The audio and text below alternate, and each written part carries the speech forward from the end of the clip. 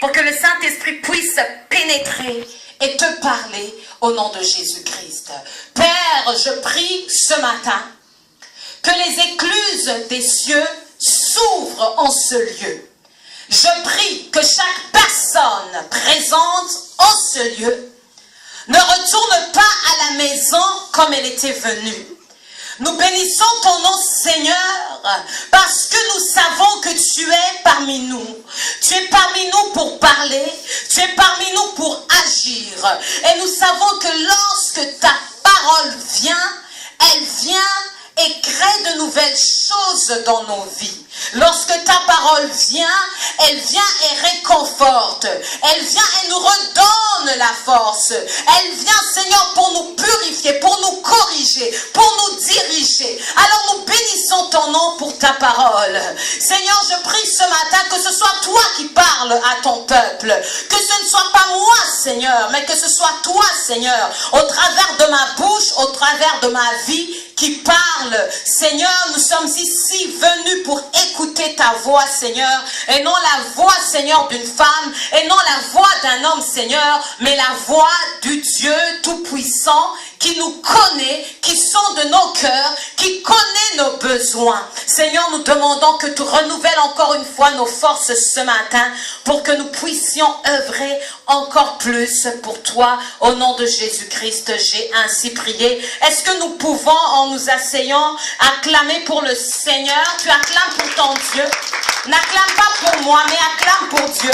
Acclame pour ce qu'il a déjà fait dans ta vie et ce qu'il va faire demain. Alléluia. Amen. Vous pouvez vous asseoir. Yes. Alléluia. Nous sommes heureux d'être dans la présence de Dieu ce matin. Dieu est parmi nous. Je le redis encore une fois.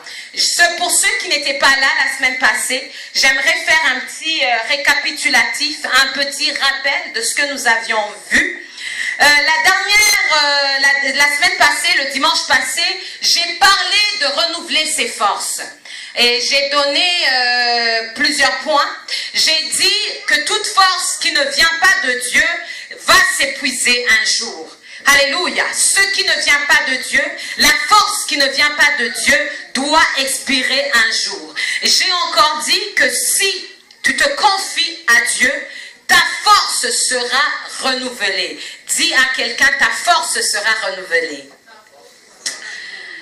Et j'ai encore dit que certaines situations viennent pour renouveler nos forces. Tu peux traverser des moments difficiles dans ta vie et tu arrives au moment où tu te dis, qu'est-ce qui se passe? Je suis vraiment désespérée, ça ne va pas, mais j'aimerais te dire ce matin, comme je te l'ai dit la dernière fois, la semaine passée, que cette situation n'est pas là pour te tuer, mais elle est là pour que tu puisses renouveler tes forces dans le Seigneur. Et j'ai également dit qu'il faut comprendre où se trouve ta force. Ne t'épuise pas à chercher ta force là où tu ne vas pas la trouver. Mais il y a un seul endroit où tu peux trouver la force, la vraie force, celle qui ne s'expire pas, celle qui est renouvelable à chaque fois. J'ai également dit qu'il n'y a pas de plus grande force que la force que Jésus-Christ peut te donner. Amen. Dis à quelqu'un, seul Jésus donne la force. Seul Jésus donne la force. Tu ne peux pas y arriver, je ne peux pas y arriver. Nous ne pouvons pas y arriver comme Église. Parce que nous sommes des humains. La Bible dit que maudit est l'homme qui se confie en sa chair ou qui se confie à un autre homme. Alléluia. Mais béni est l'homme qui se confie dans le Seigneur. Amen. Ne te confie pas. Ne te confie pas à tes voisins. Ne te confie pas à tes parents. Mais confie-toi à Dieu qui est capable de renouveler tes forces. Dis Alléluia, je t'aime encore plus, Seigneur. Amen. Alors ce matin, je t'invite, tu vas aller dans 1 Samuel 17. 1 Samuel 17, Dieu a préparé une table pour nous ce matin. Il sera très béni. 1 Samuel 17, nous allons lire du verset 24 jusqu'au verset 37. 1 Samuel 17. À la vue de cet homme, tous ceux d'Israël s'enfuirent devant lui et furent saisis d'une grande crainte. Chacun disait, avez-vous vu s'avancer cet homme? C'est pour jeter à Israël un défi qu'il s'est avancé. Si quelqu'un le tue, le roi le comblera de richesses et lui donnera sa fille et il affranchira la maison de son père en Israël. David dit aux hommes qui se trouvaient près de lui, que fera-t-on à celui qui tuera ce Philistin et qui ôtera l'opprobre dessus Israël? Qui est donc ce Philistin? C'est un circoncis pour insulter l'armée du Dieu vivant. Le peuple, répétant les mêmes choses, lui dit, c'est ainsi que l'on fera celui qui le tuera. Eliab, son frère aîné, qu'il avait entendu parler à ses hommes, fut enflammé de colère contre David et il dit, pourquoi es-tu descendu et à qui as-tu laissé tes brebis dans le désert? Je connais ton orgueil et ta malice de ton cœur. C'est pour voir la bataille que tu es descendu. David répondit, qu'ai-je donc fait? Ne puis-je pas parler ainsi? Et il se détourna de lui pour s'adresser à un autre homme. Il fit les mêmes questions. Le peuple lui répondit comme la première fois. Lorsqu'on eut entendu les paroles prononcées par David, on les répéta devant Saül et qui le fit chercher. David dit à Saül que personne ne se décourage à cause de ce Philistin. Ton serviteur ira se battre avec lui. Saül dit à David, tu ne peux pas aller te battre avec ce Philistin car tu es un enfant. Et il est un homme de guerre dès sa jeunesse. David dit à Saül, ton serviteur faisait paître des brebis, de son père, et quand un lion ou un ours venait en enlever une du troupeau, je courais après lui, je le frappais et j'arrachais la brebis de sa gueule. S'il se dressait contre moi, je le saisissais par la gorge, je le frappais et je le tuais. C'est ainsi que ton serviteur a terrassé le lion et l'ours, et il en sera du Philistin, de cet incirconcis, comme l'un d'eux, car il a insulté l'armée du Dieu vivant. David dit encore, l'Éternel qui m'a délivré de la griffe du lion et de la patte de l'ours me délivrera aussi de la main de ce Philistin. Et Saül dit à David, va et que l'Éternel soit avec toi. Alléluia. Et nous allons également lire du verset 42. Toujours au chapitre 17, le Philistin s'approcha peu à peu de David et l'homme qui portait son bouclier marchait devant lui. Le Philistin regarda lorsqu'il aperçut David, il le méprisa, ne voyant en lui qu'un enfant blond et d'une belle figure. Le Philistin dit à David, suis-je un chien pour que tu viennes à moi avec des bâtons? Et après l'avoir maudit par ses dieux, il ajouta, viens vers moi et je donnerai ta chair aux oiseaux du ciel et aux bêtes des champs. David dit aux Philistins, tu marches contre moi avec l'épée, la lance et le javelot, et moi je marche contre toi au nom de l'Éternel des armées, du Dieu de l'armée d'Israël que tu as insulté. Aujourd'hui l'Éternel te livrera entre mes mains, je t'abattrai et je te couperai la tête.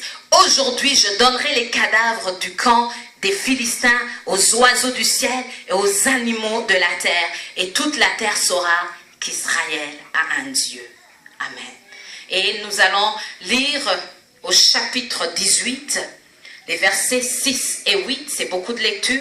Je vais te demander en arrivant à la maison aujourd'hui ou alors dans ton temps de prière ce soir ou demain, prends le temps de lire tous ces chapitres. Comme il revenait lors du retour de David, après qu'il eut tué le Philistin, les femmes sortirent de toutes les villes d'Israël au devant du roi Saül, en chantant et en dansant au son des tabourins et des triangles et en poussant des cris de joie. Les femmes qui chantaient se répandaient les unes aux autres et disaient, Saül a frappé ses 1000 et David ses 10 000. Saül fut très irrité et cela lui déplut. Il dit, on en donne 10 000 à David et c'est à moi que l'on donne les 1000. Il ne lui manque plus que la royauté. Tu vas tourner tes feuilles, ta Bible et tu vas aller au chapitre 30. Et nous allons lire du premier verset au verset 8. Est-ce que tu y es? Dis à la personne qui n'a pas sa Bible, demande-lui où est ta Bible. Est-ce qu'elle mange à la maison? Lorsque David arriva le 3e jour à Tsiklag avec ses gens, les Amalécites avaient fait une invasion dans le Midi et à Tsiklag. Ils avaient détruit et brûlé Tsiklag, après avoir fait prisonniers les femmes et tous ceux qui s'y trouvaient, petits et grands. Ils n'avaient tué personne, mais ils avaient tout emmené et s'étaient remis en route. David et ses gens arrivèrent à la ville et voici, elle était brûlée. Et leurs femmes, leurs fils et leurs filles étaient emmenés captifs. Alors David et le peuple qui était avec lui élevèrent la voix et pleurèrent jusqu'à ce qu'ils n'eussent plus la force de pleurer. Les 2 femmes de David avaient été emmenées, Achinoam de Jezreel et Abigail de Carmel, femme de Nabal. David fut dans une grande angoisse, car le peuple parlait de le lapider, parce que tous avaient de l'amertume dans l'âme, chacun à cause de ses fils et de ses filles. Mais David reprit courage en s'appuyant sur l'Éternel son Dieu. Il dit au sacrificateur Abiatar, fils d'Achimélec, « Apporte-moi donc l'éphod. » Abiatar apporta l'éphod à David, et David consulta l'Éternel en disant, « Poursuivrai-je cette troupe? L'atteindrai-je? » L'Éternel lui répondit, « Poursuis, car tu atteindras et tu délivreras. » Amen, amen. Alléluia. Mon thème de ce matin, le thème que je veux te donner ce matin est celui-ci. Même un tueur de géants se décourage des fois et doit reprendre des forces. Dis à quelqu'un, même un tueur de géants, dis à quelqu'un, parle à quelqu'un, même un tueur de géants se décourage des fois et doit reprendre ses forces. Nous voyons dans 1 Samuel 17 un jeune homme nommé David. Il est rempli de force, il n'a peur de rien. C'est un jeune homme, un berger, qui dit, moi dans ma vie j'ai eu à me battre avec le lion et avec l'ours. Alors j'ai la force de combattre toi Goliath. Ça faisait 40 jours que l'armée d'Israël se regardait face à face à l'armée des Philistins. Personne n'osait attaquer. Pourquoi? Parce que Israël avait peur de Goliath. Alors ici nous voyons un David rempli de zèle, de zèle, de zèle. Il vient et il dit, moi je vais aller me battre avec lui. Je sais comment tuer le lion, je sais comment tuer l'ours. Oui, je vais battre Goliath. Oui, je vais réussir. Qui est ce Philistin? Qui est cet incirconcis pour défier l'armée du Dieu vivant? David est rempli de zèle, il est rempli de passion, il sait que rien ne peut subsister devant lui parce que Dieu est avec lui. Si Dieu a été avec lui pour tuer le lion, pour tuer l'ours, alors Dieu est avec lui pour tuer Goliath. Amen. Il est rempli de zèle. C'est comme ça que toi peut-être aussi tu as commencé. C'est comme ça que nous commençons tous. Nous sommes remplis de zèle. Le début est toujours facile. Nous venons de faire 2 ans en ce lieu. Le début est facile. Vous êtes remplis de zèle, de passion. Nous allons faire des exploits avec Dieu. Oh, si Dieu a été avec nous dans le passé, il sera avec nous dans le futur. N'est-ce pas comme ça que ça se passe? Alléluia. Mais lorsque tu arrives dans 1 Samuel 30, les choses commencent à changer. Parce que depuis que David avait tué Goliath, il a eu à combattre plusieurs combats par la suite. Il a tué Goliath, oui. Le roi lui a donné sa fille, lui. Mais le roi était jaloux de David. Alors Saül a cherché à tuer David. Saül a cherché à combattre David. Parce que le peuple disait, Saül a tué 1000. Et David a tué 10 000. Donc David était un élément dangereux pour Saül. Il fallait l'éliminer. Alors David, après ce combat, après cette victoire, il a eu à combattre. Il a eu à vraiment se battre, s'enfuir pour garder sa vie. Le 4e combat, tu commences à perdre des forces. Pourquoi? Parce que même un tueur de géants, il arrive à un moment qu'il a besoin de s'asseoir et de reprendre des forces. La vie est devenue trop dure. Alléluia. Et arrivé dans 1 Samuel, chapitre 30, oh, la vie peut changer, hein? La vie change. Non pas qu'elle peut changer, la vie change, les circonstances changent, les temps changent. C'est toujours comme ça. Comme la terre tourne, on dirait aussi que nos vies tournent également. Alors, il a dû faire face à plusieurs obstacles. Il a dû combattre plusieurs guerres. On dirait que ces deux hommes, l'homme que tu rencontres dans 1 Samuel 30 est différent de l'homme que nous avons dans 1 Samuel 17. Parce que là, qu'est-ce qui vient de se passer? Le comble du malheur. David, il arrive chez lui, il arrive au camp, là où il s'était réfugié avec un grand peuple qui était derrière lui. Il arrive là, et qu'est-ce qui s'est passé? Les Amalécites sont passés. Ils ont pris tous les fils, ils ont pris toutes les filles, ils ont pris toutes les femmes. Waouh! Quel problème!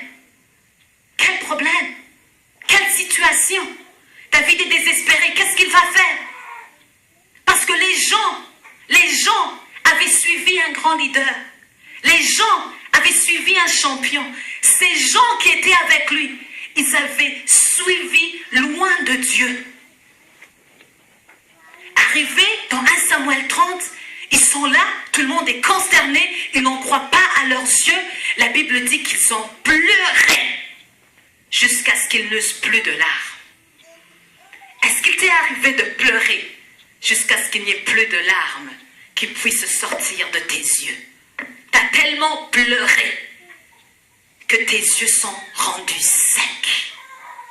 Est-ce qu'il y a quelqu'un ici ce matin qui s'est déjà senti tellement désespéré et pleurer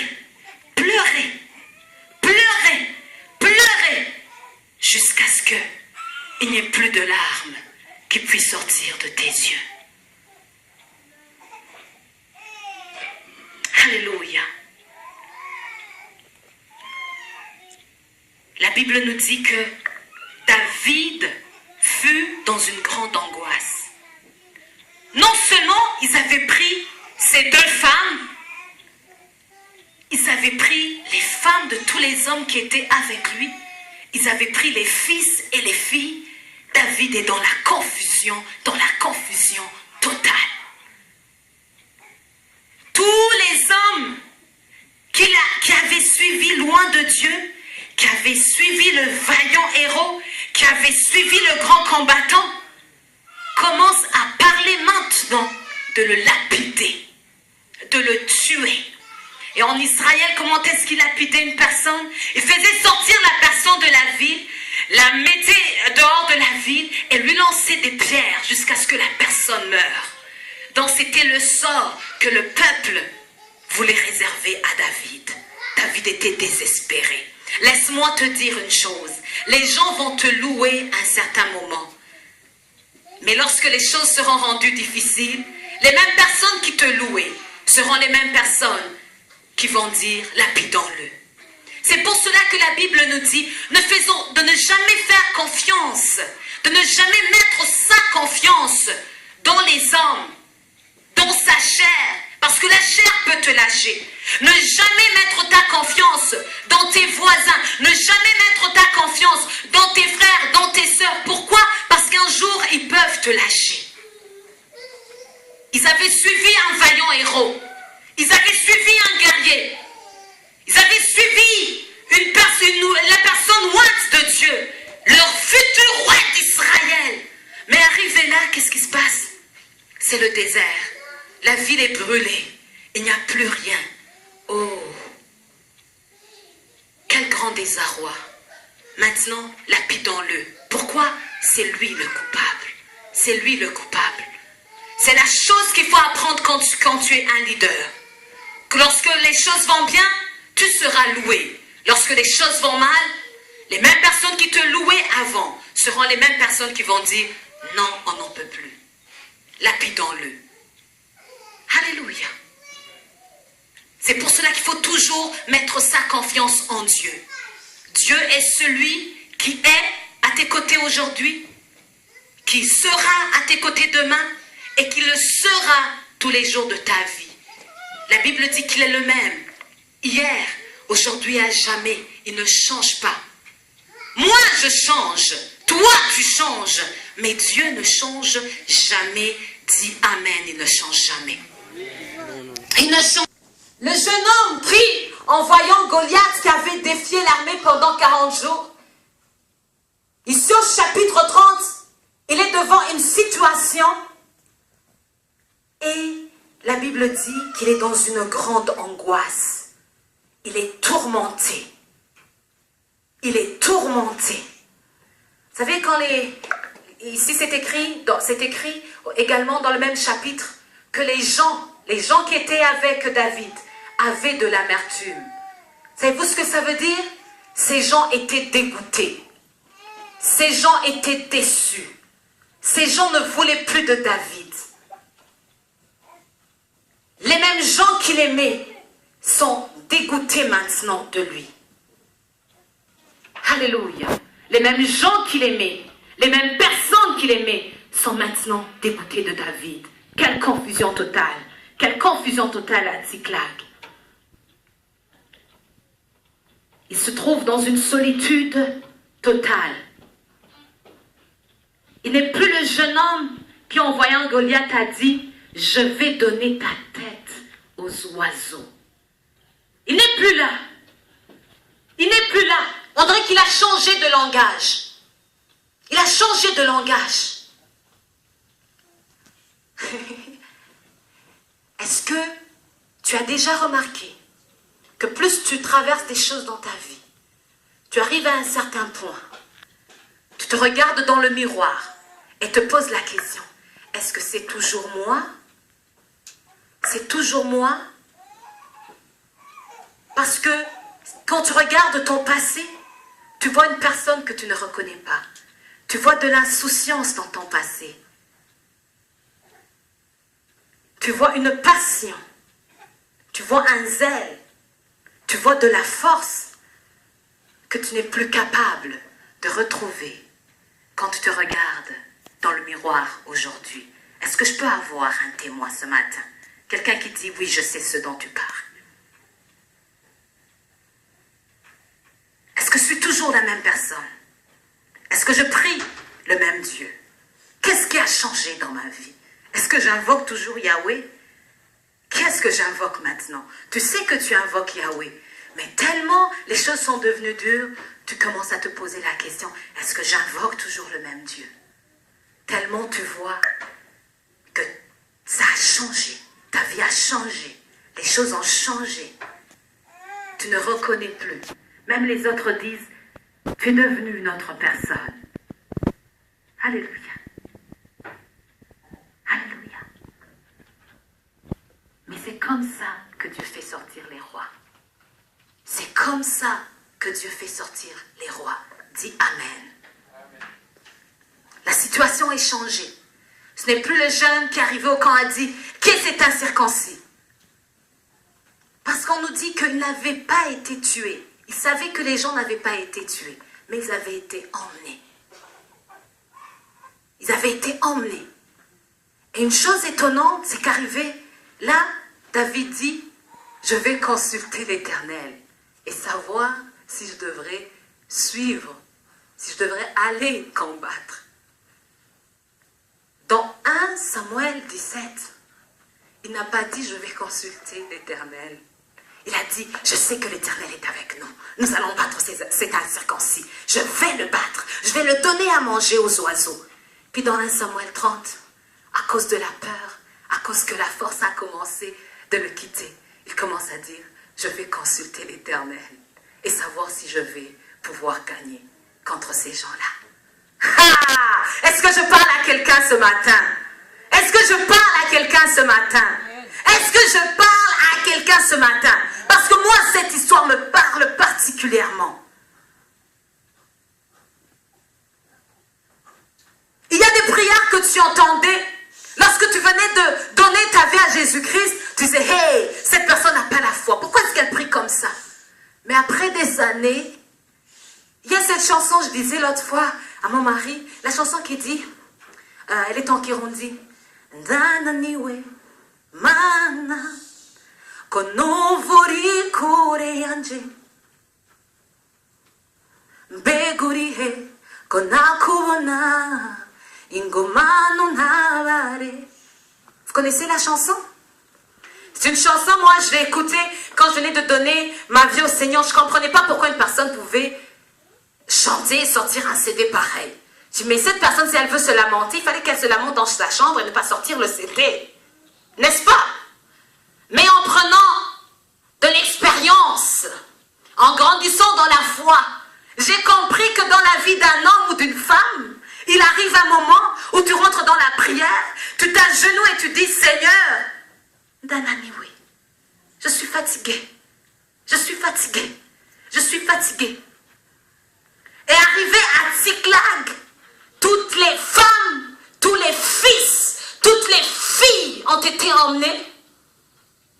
Même le grand vaillant héros perd le courage. Il perd courage. Alléluia. Mais ce qui va le différencier des autres, ce qui prouve que c'était un homme qui avait le cœur, un cœur que Dieu va témoigner pour, va dire, tu es un homme qui a mon cœur. Le David est un homme qui a un cœur selon moi.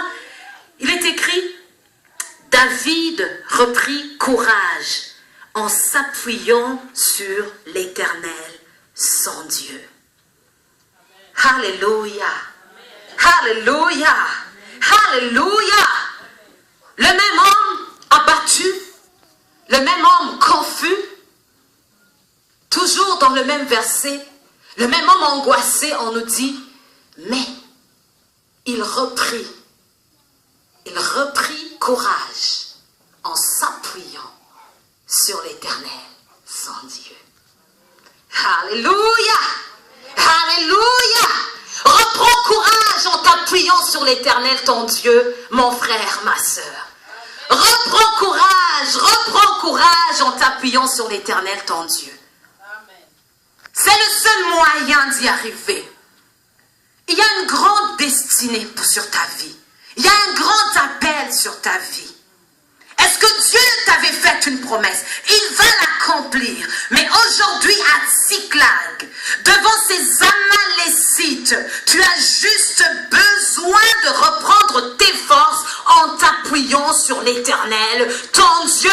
Est-ce que je peux recevoir un amen? On dit à quelqu'un, reprends tes forces en t'appuyant sur Dieu. C'est normal. C'est normal. Même le tueur des gens perd sa force. Le tueur de géants, il perd ses forces. Il perd ses forces. Tu n'as pas perdu tes forces parce que tu es faible. Tu n'as pas perdu tes forces parce que tu ne pries pas assez. Tu n'as pas perdu tes forces parce que tu n'es pas digne. Non. Même les tueurs de géants perdent des forces rendues à un certain moment de leur vie. Des fois, tu as peur de dire aux frères et aux sœurs, mon frère, ma sœur, moi je sens les forces me quitter. Parce que tu penses que si tu le dis, ils vont penser que ta vie de prière ces derniers temps ne va pas bien. Ils vont penser que c'est parce que tu ne lis pas assez la Bible. Tu lis la Bible, tu pries. Mais voilà, la situation est difficile. Tu sens que tu perds les forces. C'est normal. L'homme, selon le cœur de Dieu, le tueur de géants, il a perdu ses forces un jour. Et il a dû se fortifier dans le Seigneur. Alléluia. Ce matin, je te dis, fortifie-toi dans le Seigneur. Fortifie-toi dans le Seigneur. Fortifie-toi dans le Seigneur. Que l'église de la transformation se fortifie dans le Seigneur. Et nous allons y arriver au nom de Jésus-Christ. Alléluia. Regarde mon demain. Dis au diable, regarde mon lendemain. Regarde demain. Regarde à mon futur. Je vais bien finir. Je vais bien terminer la course. Je vais bien finir. Je vais y arriver. Ne te moque pas de mes débuts. Ne sous-estime pas mes débuts. Je viens juste de commencer. Mais demain, quand tu vas me regarder, tu vas voir une autre personne. Alléluia. Parce que Dieu est fidèle. Dieu est fidèle. Et sais-tu quoi?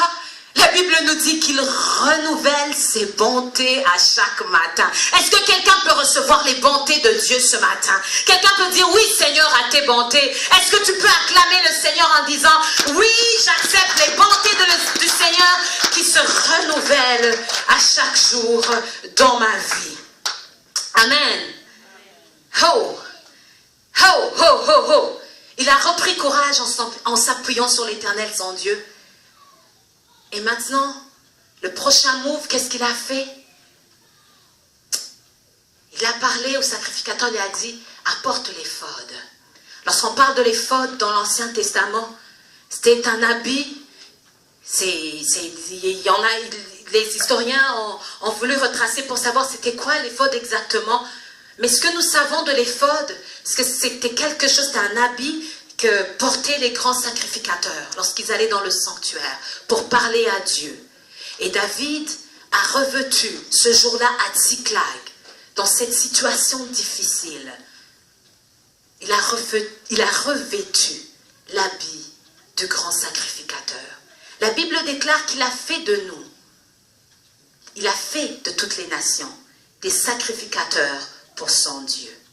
Il a fait de toi un sacrificateur pour son Dieu, pour ton Dieu. Alléluia. Alors j'aimerais t'encourager ce matin, que si tu avais perdu le courage, si tu avais perdu la force, revêt ton habit de sacrificateur. Alléluia. Revêt ton habit de sacrificateur. Entre là-bas, dans le secret, là que tu savais aller avant. Alléluia. Revêt cet habit-là et parle à Dieu. La Bible dit, nous allons lire encore une fois, il dit au sacrificateur Abiatar, fils d'Achimélec, apporte-moi donc l'éphod. Abiatar apporta l'éphod à David, et David consulta l'Éternel en disant, poursuivrai-je cette troupe? Oui, nous voyons que ce n'est plus le même jeune homme. Il a perdu ses forces maintenant.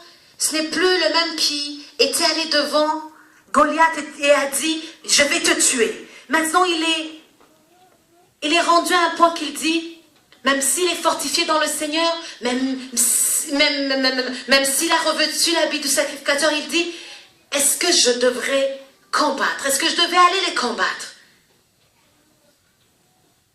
Il pose la question à Dieu. Est-ce que je devrais aller les combattre? Dieu lui dit, poursuis et tu atteindras. Il y a la force. Il y a la force dans ce renouvellement de force. Pourquoi? Parce qu'il est parti. Il est allé parler à Dieu. Laisse-moi te dire une chose. Si tu n'abandonnes pas, si tu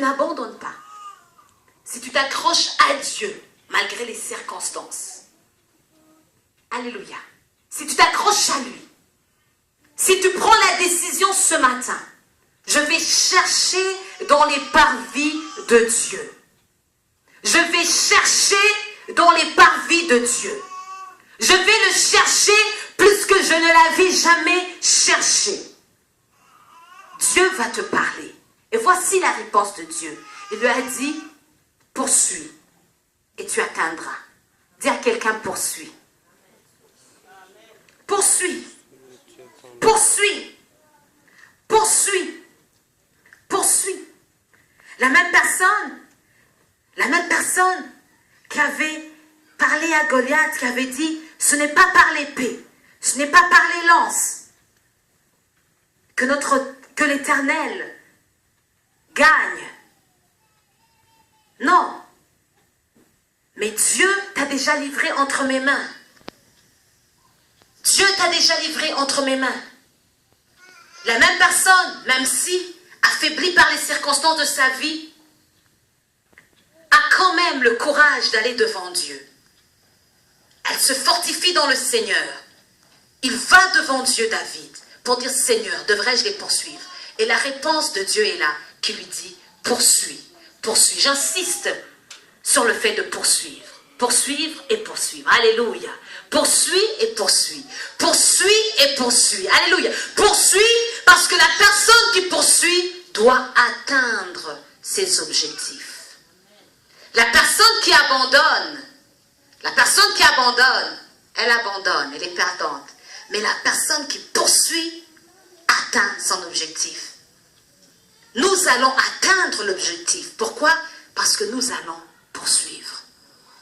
Il parle à Dieu. Dieu lui répond, lui dit, poursuis et tu atteindras. J'aimerais te dire ce matin que tout ce que le diable t'a volé, tout ce qu'il a pris de toi, la joie qu'il a pris de toi, l'argent qu'il a pris de toi, la famille qu'il a pris de toi, tout ce qu'il a pris de toi, si tu poursuis, tu vas atteindre et tu vas délivrer. Dis Amen. Dis à quelqu'un, poursuis. Poursuis. Il y a la puissance quand tu poursuis. Qu'est-ce que le diable t'a pris? Qu'est-ce qu'il t'a pris? Est-ce la joie qu'il t'a pris? Poursuis. Poursuis. Alléluia. Qu'est-ce qu'il t'a pris? Qu'est-ce qu'il t'a pris? Est-ce ta foi? Qu'est-ce qu'il t'a pris? Poursuis et tu atteindras. Amen. Poursuivons et nous atteindrons. Et nous pourrons délivrer. Dis Amen. Dis Amen si tu y crois. Alléluia. Il y a la puissance lorsqu'on poursuit. Au reste, frères, Paul a parlé aux Éphésiens. Il a dit, au reste, frères, fortifiez-vous dans le Seigneur. J'aimerais pouvoir te donner une solution magique, je ne sais pas, pour que tes problèmes soient résolus aujourd'hui même, ce matin. Alléluia. C'est ce que j'aimerais pour toi. Et je vais même le faire pour toi. Ta solution magique est juste dans le fait de poursuivre et de poursuivre. Même si elle n'est pas magique, elle est efficace. Alléluia. Elle est efficace. Elle est efficace. Elle est efficace. Elle est efficace. J'ai parlé à une femme. Elle est entrepreneur. Elle est allée commencer, elle a quitté Québec pour venir installer une entreprise, pour aller installer une entreprise à Longueuil. Ce n'a pas été facile pour elle, parce que tout le monde lui disait, tu vas échouer. Les premiers 6 mois, ils lui ont dit, tu as déjà échoué. Rien ne change, rien ne va, tu vas même perdre tout ce que tu avais à cause de cette succursale que tu as ouverte à Longueuil. Mais cette femme au-dedans d'elle sentait qu'il y avait une force qui l'a poussée à continuer, à continuer. Donc la dernière fois, elle me disait, j'ai continué. Et aujourd'hui, les mêmes personnes qui me disaient que je n'allais pas réussir sont les mêmes personnes qui sont en train de me féliciter. Alléluia. Parce qu'il y a la puissance lorsque nous poursuivons. Alléluia. Il y a la victoire dans ta poursuite. Porte ton éphod. Porte ton habit de sacrificateur. N'abandonne pas. Rentre dans la présence de Dieu. Cherche ton Dieu.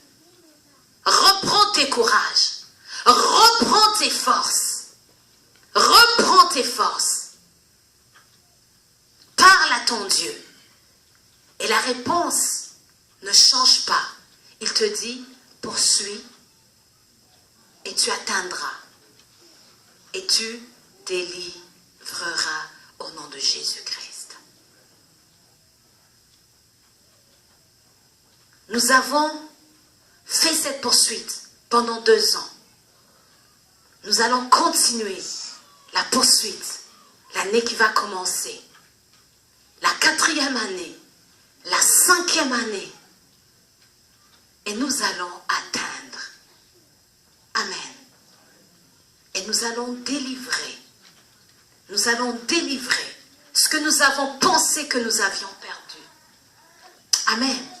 Nous allons délivrer ce que nous avions pensé avoir perdu. Reçois la victoire au nom de Jésus-Christ. Si tu n'abandonnes pas dans ta vie, dans ta famille, si tu mets en pratique ce principe qui ne change pas, qui est que la personne qui cherche à reprendre ses forces dans le Seigneur y arrive, alors tu y arriveras toi aussi. Tu es jeune peut-être. Tu penses que c'est un sujet qui est très grand pour toi. Tu n'es pas encore arrivé à un moment de ta vie que tu as senti que tu perdais tes forces. Mais j'aimerais te dire quelque chose. Un jour, tu te souviendras de cette prédication. Lorsque tu seras arrivé à un moment de ta vie où il n'y aura plus l'insouciance, mais là que tu devras faire face au véritable danger. Et ce jour-là, tu te rappelleras qu'il est écrit dans 1 Samuel 30, le verset 6. Mais David reprit courage en se fortifiant en l'Éternel, son Dieu. Il est le seul qui est capable. Il est le seul qui est capable. Il est le seul qui est capable. Alors confie-toi en Dieu. Nous allons nous lever.